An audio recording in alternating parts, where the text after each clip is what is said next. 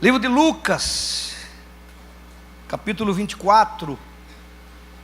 Livro de Lucas, capítulo 24, versículo 13, diz: nesse mesmo dia, aquele dia que a gente viu domingo passado, das mulheres que foram ao sepulcro, iam dois deles para uma aldeia chamada Emaús, que era distante de Jerusalém 60 estádios. Alguns falam em 15 quilômetros, outros falam em 30 quilômetros, não muda muita coisa. E iam comentando entre si tudo aquilo que havia sucedido: a morte, a ideia da ressurreição e tudo que tinha acontecido, julgamento, crucificação. E enquanto assim comentavam e discutiam, debatiam o assunto, o próprio Jesus se aproximou e ia com eles, mas os olhos deles estavam como que fechados, de sorte que não reconheceram Jesus. Eu queria dizer para vocês que Jesus, depois de ressuscitado, tinha os discípulos no cenáculo, estavam escondidos no cenáculo, tinha outros discípulos em outros lugares, mas ele deixou registrado na palavra, decidiu dar o ar da graça na sua primeira aparição no GC móvel. Pastor, não entendi o que o senhor falou. Eu falei GC móvel, GC ambulante. Primeiro GC na Bíblia, pessoas que estavam discutindo sobre a Bíblia juntos, em dois.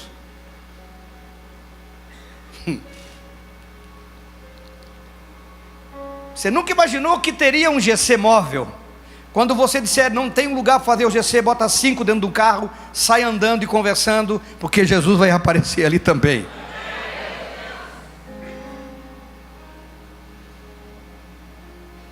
Porque a palavra de Deus se cumpre onde houver 2, 3 que estiverem falando sobre mim, desejando sobre mim, tentando entender sobre mim, tentando conhecer a mim, tentando entender os mistérios que me envolvem. Onde houver 2 ou 3 reunidos no meu nome, eu vou aparecer lá. Jesus vai no seu GC. É claro que a Bíblia diz que Jesus apareceu e eles não o reconheceram. E às vezes nós pensamos que realmente Jesus não vai, mas ele vai. Mesmo que nós não o vemos, mesmo que nós não o percebemos, mesmo que nós não entendemos, mesmo que você pense foi um GC sem vida, meu que GC mais sonso, mas isso, Jesus está lá, irmão. Mesmo que ele não se manifeste, porque quando a Bíblia diz que ele estava andando com os 12 discípulos no caminho de Emaús, e eles estavam conversando e discutindo sobre o assunto, onde tem pessoas discutindo sobre Jesus, aprendendo sobre Jesus, querendo entender sobre Jesus e as coisas de Deus, ele vai estar lá. O Espírito Santo, que é a pessoa que representa Jesus nessa dispensação, vai estar lá. E mesmo que você não compreenda, porque eles não viram que era Jesus, mesmo que você não veja, que você não sinta nada, ele está ali, porque a palavra dele se cumpre. Não existe um GC, por mais que você possa pensar que ele não é bom, e que Jesus não esteja presente na pessoa do Espírito Santo, a palavra dele se cumpre. 17. Então eles lhes perguntou, Jesus perguntando, no caso que eles não sabiam que era ele ainda: que palavras são essas que caminhando trocais entre vós? Eles então pararam tristes. Mesmo que eles estavam tristes, Jesus estava presente, eles estavam tristes. O fato de Jesus estar presente não quer dizer que a tristeza sai imediatamente. Existe um processo. E um deles, chamado Cleopas, respondeu: és tu o único peregrino em Jerusalém que não soube das coisas que nela têm sucedido nestes dias? Ele estava indignado, irmão. O cara fez uma pergunta tão inocente, ele disse: não sabe nada, ou inocente? É o único em Jerusalém que é um tapado? Não foi desse jeito, mas teve esse tom. O cara fez uma pergunta. Vocês estão conversando sobre o quê? E sobre aquilo. És tu o único em Jerusalém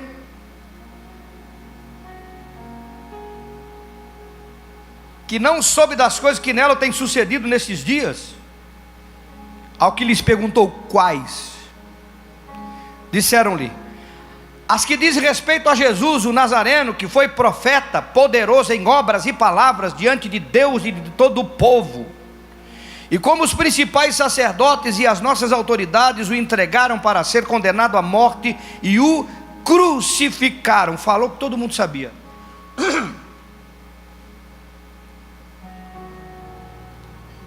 Ora, nós esperávamos que fosse ele quem havia de remir Israel, e além de tudo isso, é já hoje o terceiro dia desde que essas coisas aconteceram.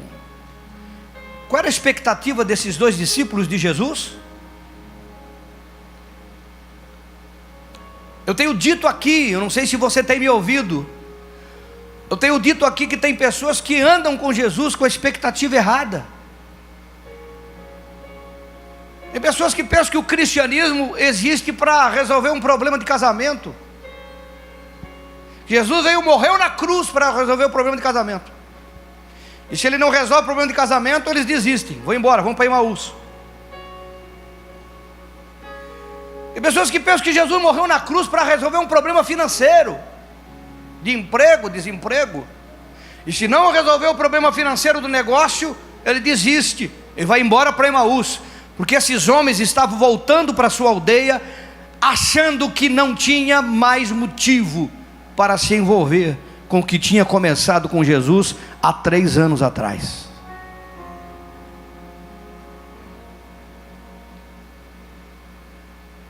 Tem pessoas que se envolvem com Jesus com os motivos errados. Nós tivemos hoje um encontro com o reino. Os homens estão aí, tem alguns aqui hoje não? Alguém pode dar um glória a Deus assim para ver se o pessoal se anima? Valeu ou não valeu? Porque o único motivo que trouxe Jesus a esse planeta e deu a sua vida na cruz não foi para resolver problema financeiro, nem problema de casamento, nem problema de saúde também não. Embora ele resolva problema financeiro, ele resolva problema de saúde e ele resolva problema de casamento. Ele toque, mude, transforme, opere, liberte e faça tudo o que nós cremos que ele faça, mas não foi o motivo. O motivo foi a eternidade da sua vida, da minha vida, da nossa vida. O motivo foi nos dar a oportunidade de uma nova terra. Eu discipulo um irmão, estou dando discipulado para um irmão.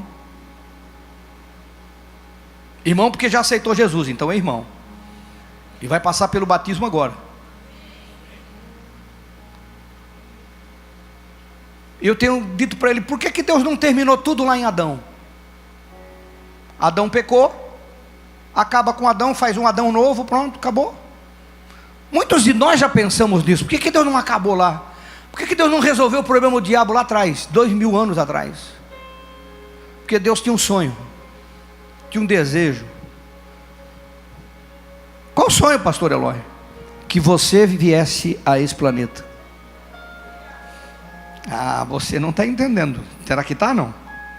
Se ele terminasse há 2000 anos atrás, você não existia, eu não existia, nós não existiríamos.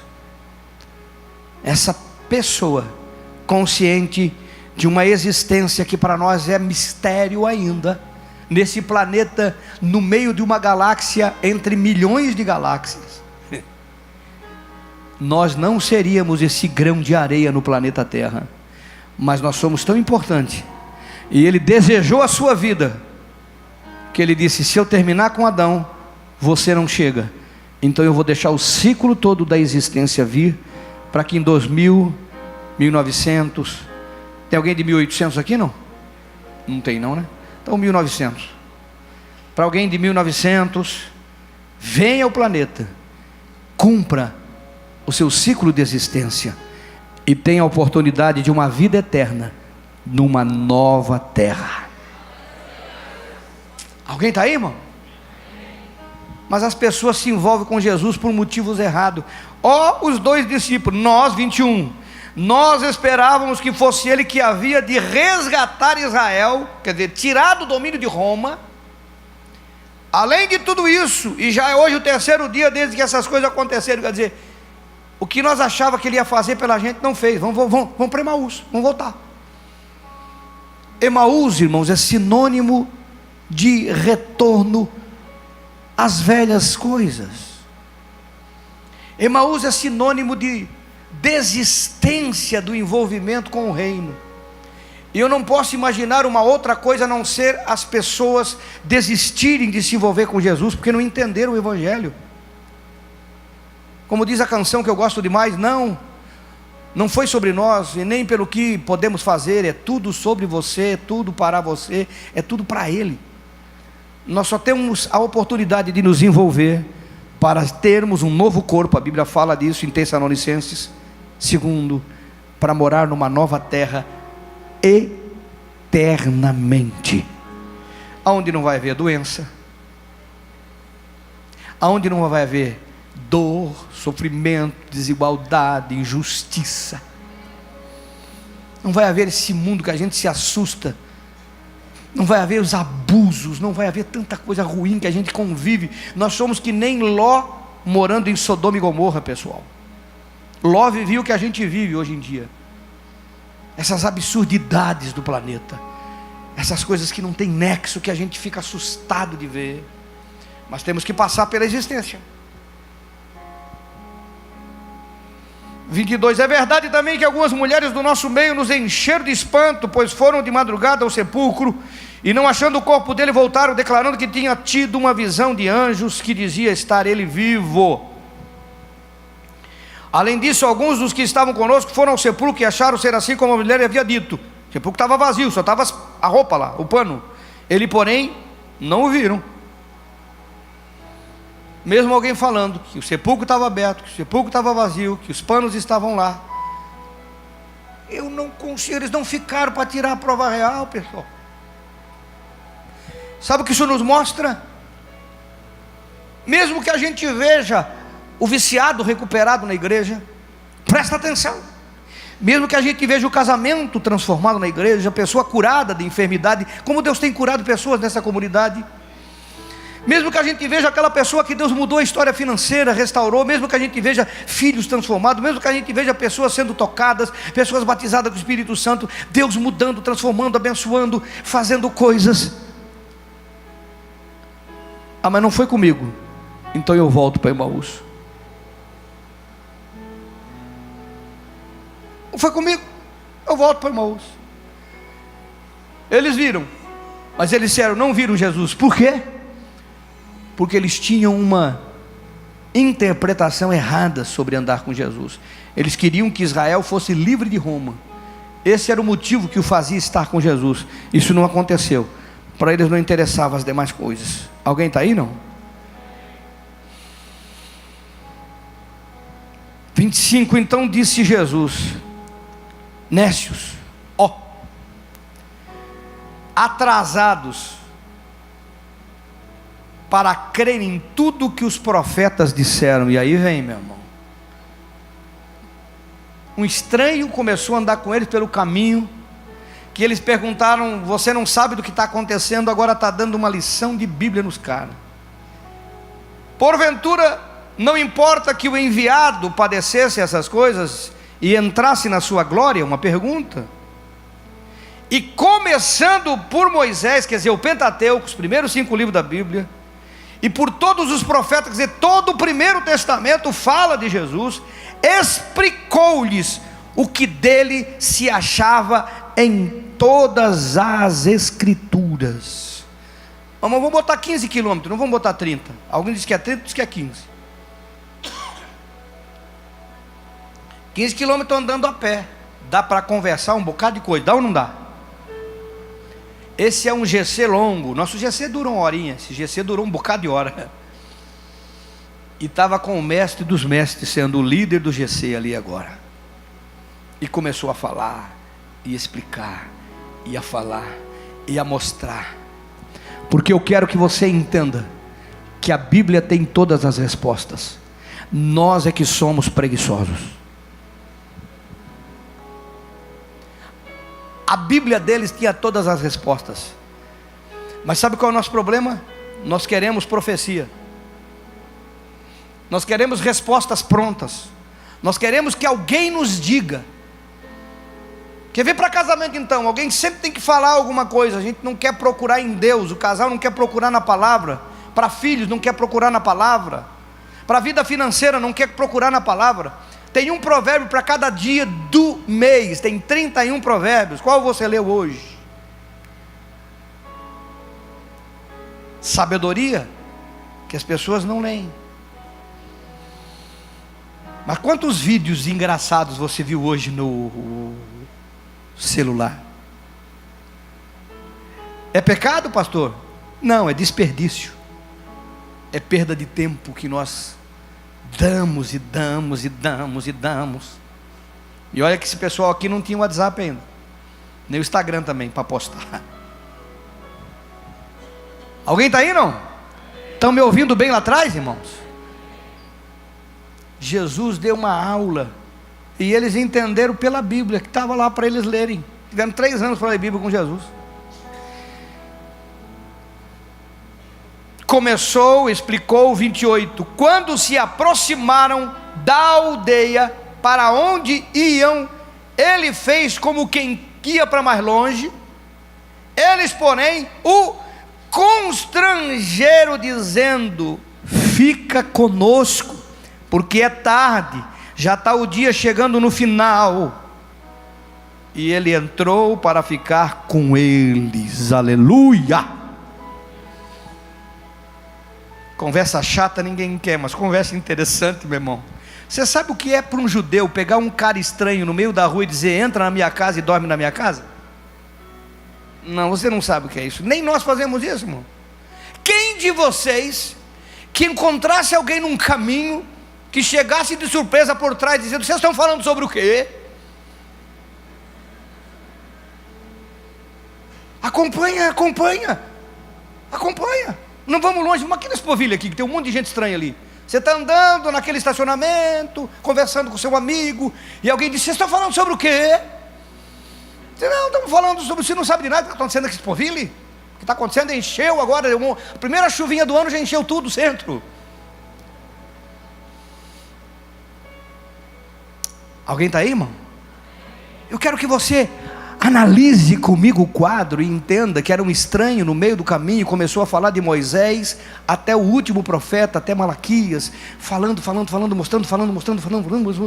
E quando eles chegaram numa encruzilhada, Jesus fez menção de Deus abençoe, hasta la vista, espanhol. E eles cercaram, a Bíblia diz que eles constrangeram. Irmão, você sabe o que a Bíblia está falando? É como se alguém chegasse na frente: espera. Não, é perigoso, é isso e aquilo. Fica na nossa casa. Um estranho.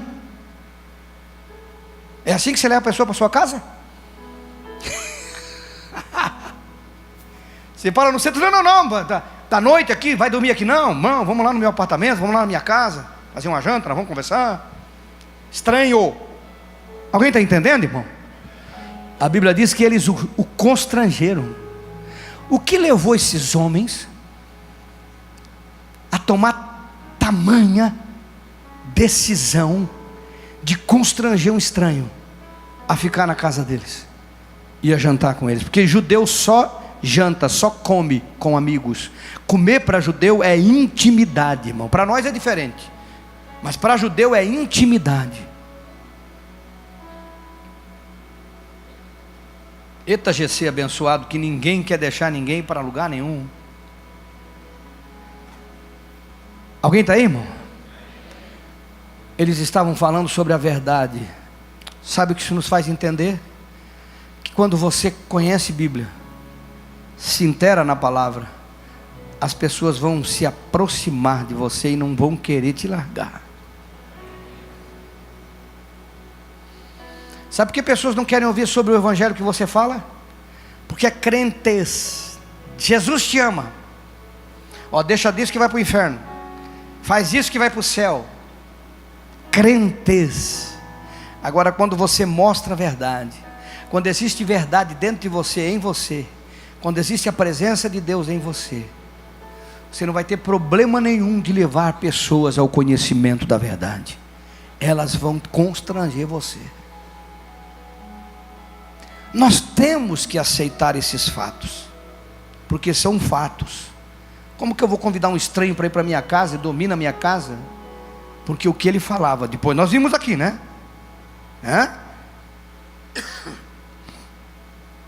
29, ele entrou para ficar com eles. Estando eles à mesa, já tinham lavado as mãos, lavado os pés, já estava tudo em casa, tudo preparado. Estando eles à mesa, a mesa foi posta. Tomou o pão, abençoou o pão e partiu. Peraí. Quem que convidou quem aqui? Jesus era o dono da casa, não? Geralmente é o dono da casa que faz a partilha da comida, né, meu irmão? Mas a Bíblia diz que Jesus pegou o pão na frente deles, partiu o pão, se antecipou, abençoou, partiu e dava o pão para eles. E quando ele deu o pão, abriram-se-lhe os olhos e o reconheceram. Nisto ele desapareceu diante deles. E disseram um para o outro: porventura não nos abrasava o coração quando ele pelo caminho nos falava, e quando nos abria as Escrituras? E na mesma hora, mas ao final do dia à noite, eles viajaram de 15 a 30 quilômetros de dia, e agora eles tomaram 30 quilômetros de noite. Na mesma hora levantaram-se e voltaram para Jerusalém, e encontraram reunidos os 11 que estavam com eles, os quais diziam: realmente o Senhor surgiu e apareceu. Alguém dá um aleluia aí, irmão? Porque para você fazer alguém voltar de Emaús, a origem de uma vida na expectativa da verdade do Senhor, você precisa conhecer a Bíblia, você precisa se inteirar do Evangelho, você precisa se inteirar da verdade, você precisa crescer em Cristo. Alguém está aí, irmão? Meu Deus!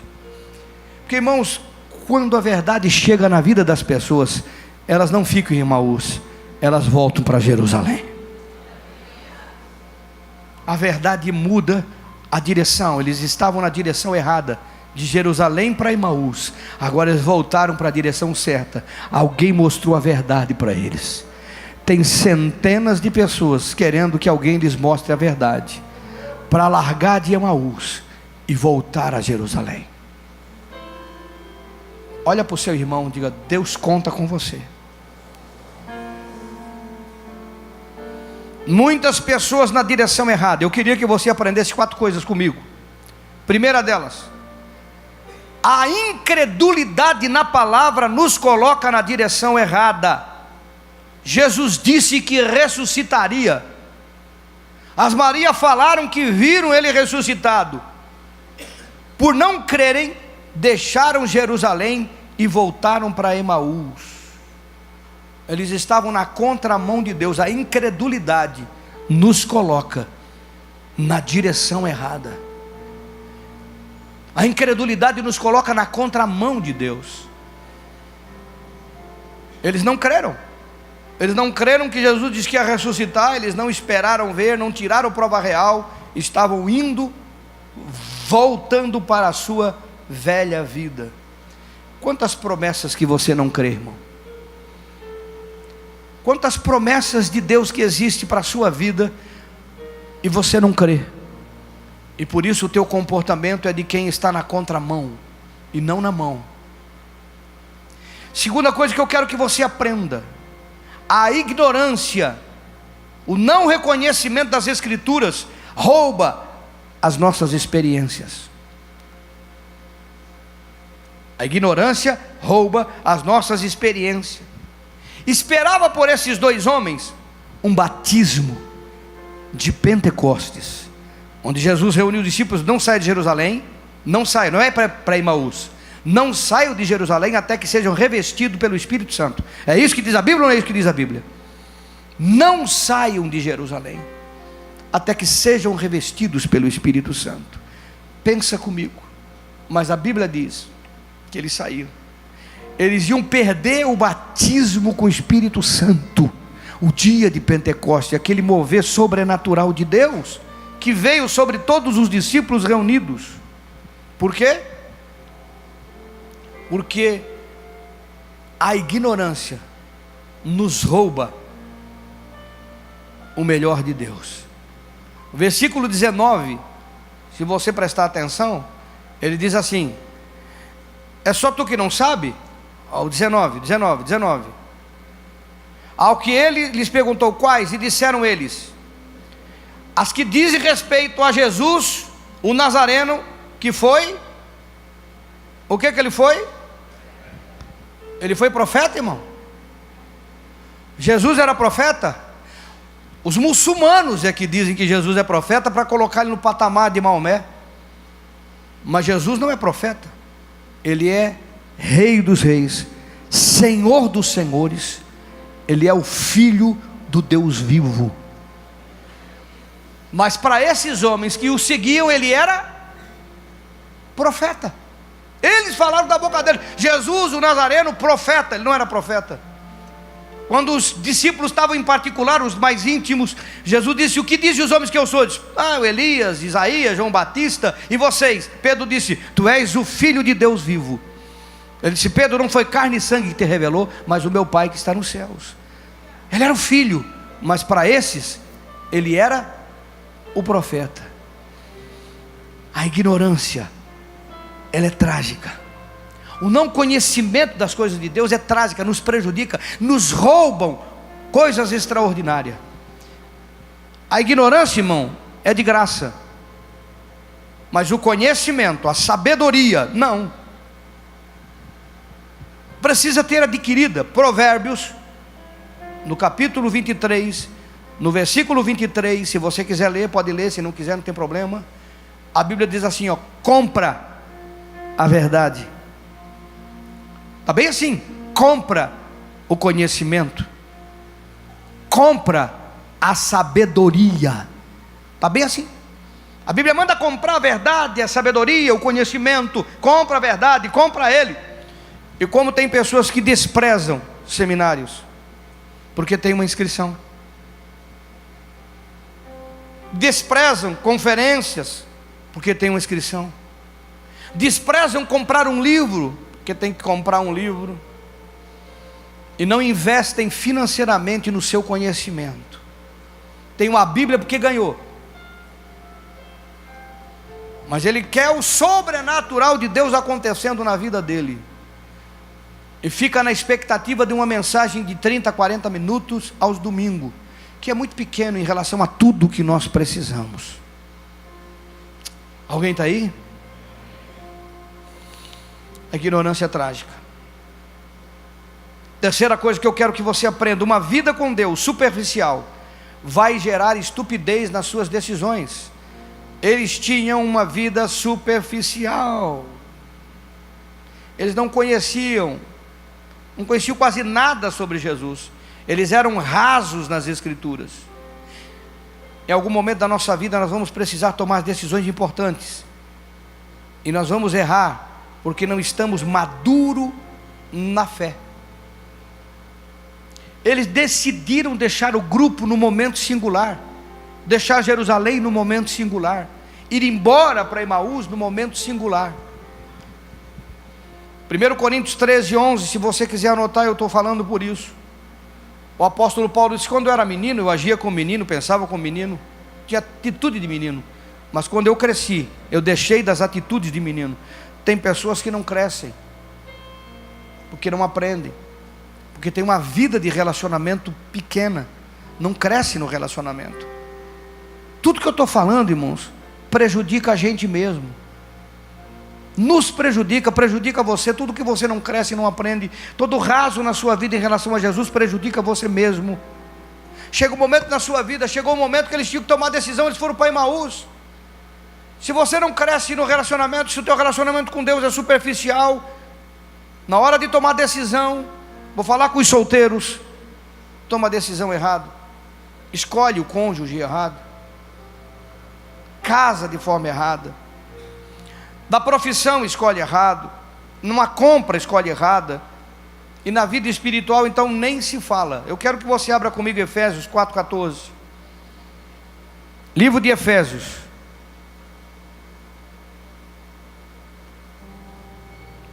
Para que não mais sejamos meninos, versículo 14, inconstantes, levados ao redor por todo o vento de doutrina, pela fraudulência dos homens, pela astúcia tendente à maquinação do erro. O que Paulo está falando? que nós devemos crescer, crescer, até que todos chegamos, o 13, a unidade da fé, o pleno conhecimento do Filho de Deus, o estado de homem perfeito, a medida da estatura da plenitude de Cristo. Nós precisamos crescer. Se nós não crescemos, vai para lá, acredita nisso, acredita naquilo, tudo que a TV fala, tudo que o mundo fala, tudo que as pessoas falam. Como tem gente que manda para mim profecias de internet, profecias de WhatsApp, e eu rio disso. Mas tem gente que acredita, tem crente que acredita, acredita no que se fala, acredita. O YouTube está, de vez em quando eu fico olhando aquilo, um pedacinho de cada coisa, como tem coisa falando tudo errado, fora da palavra, fora da verdade, mas porque não cresce, não tem maturidade, não tem conhecimento, aí acredita nessas coisas, acredita no que se fala. Alguém está aí, irmão? E a quarta coisa que eu quero que você aprenda: toda mudança só é possível para quem não desiste. Eu estou apresentando um quadro aqui, mas eu quero que você entenda que no versículo 14, no versículo 28, 29, a Bíblia mostra esses homens, eles estavam discutindo sobre o assunto. Eles estavam indo de Jerusalém para Emaús, mas eles não estavam desistindo. Eles não tinham desistido, eles estavam debatendo o assunto. Eles estavam num processo, num retrocesso, mas o desejo deles era entender, era compreender, era saber. Eles não tinham desistido, não tinham parado. E é por isso que Jesus foi até o caminho onde eles estavam. E por isso que a primeira aparição de Jesus depois da ressurreição foi para eles dois. Que ele foi lá, apareceu para os dois. Não era do grupo de elite de Jesus, dos 11 que sobraram. Não era daquele pessoal que estava no cenáculo. Era um pessoal que estava indo para longe, saindo de Jerusalém, ia perder o Pentecostes, ia perder as palavras de Jesus em Atos capítulo 2, ia perder o momento da ascensão de Jesus, quando ele foi escondido nas nuvens, ia perder tantas experiências extraordinárias.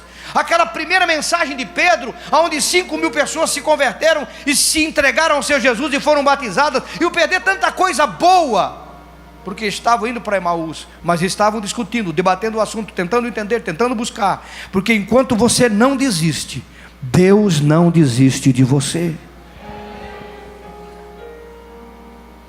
Jesus foi lá. Existem algumas formas de desistir. Eu quero falar só de duas. A primeira delas é ir embora para não ser confrontado pela verdade.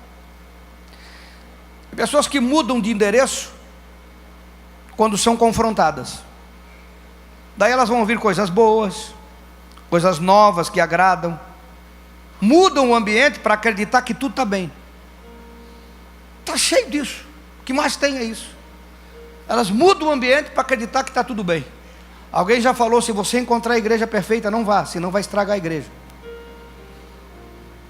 Alguém já ouviu isso, não? Quem já ouviu isso? Não estou falando de você, eu estou falando de alguém já ouviu esse tipo de frase, não? Porque tem gente que ficou com medo de levantar a mão. Não, eu não falaram isso para mim, não. Porque é uma grande verdade. Mas as pessoas mudam, como tem pessoas que passam aqui mesmo. De repente elas são confrontadas com as coisas que precisam mudar, mas elas não querem mudar, aí elas se mudam. Aí vão para um novo ambiente. Isso é desistência. Porque, irmão, se existe só um Deus, uma Bíblia, um Espírito Santo, por que no outro lugar vai ser diferente? Só se pregarem mentira.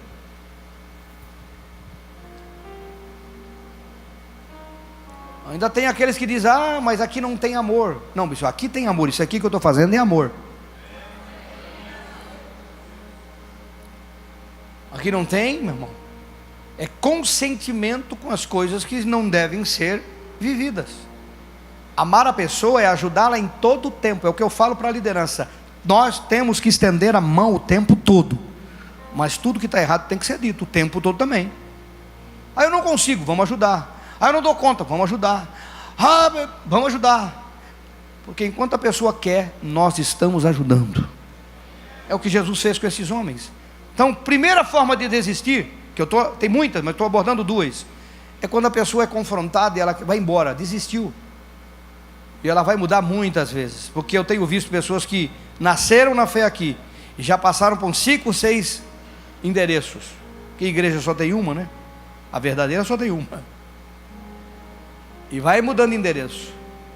E a outra forma de desistir é estar aqui e não querer de ir além de onde você está.